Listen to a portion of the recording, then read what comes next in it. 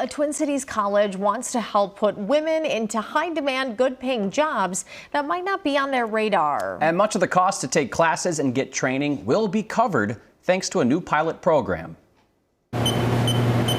Working with her hands feels natural for Rachel Fulgham.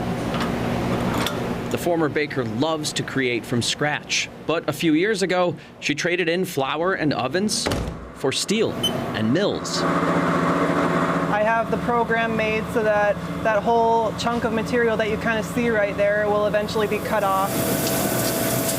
She's learning to be a CNC machinist. They program machines to cut, shape, and design parts, then fine-tune the finished product to its exact specifications. My fiance is a machinist. For years, just hearing him talk about his day, I thought, I could do that.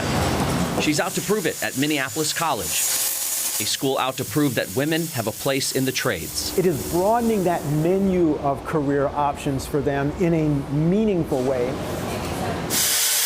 Several women are grinding their way to become welders. Other trade programs include HVAC, bicycle assembly and repair technician, aircraft maintenance technician, and machinist. Where do you want your gauge height to be? This semester, Fulgham is the only woman in her class. It's doable, but it would have been nice to have other women in there and made me feel less alone and less singled out, maybe a little bit.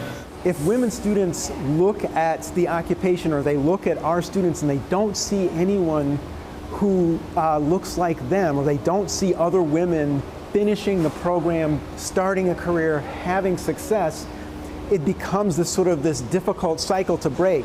To spark some change, a new pilot program at the college called We Thrive Women in the Trades. $200,000 was donated to support it. The goal is to recruit women while also helping pay for tuition, transportation, even childcare.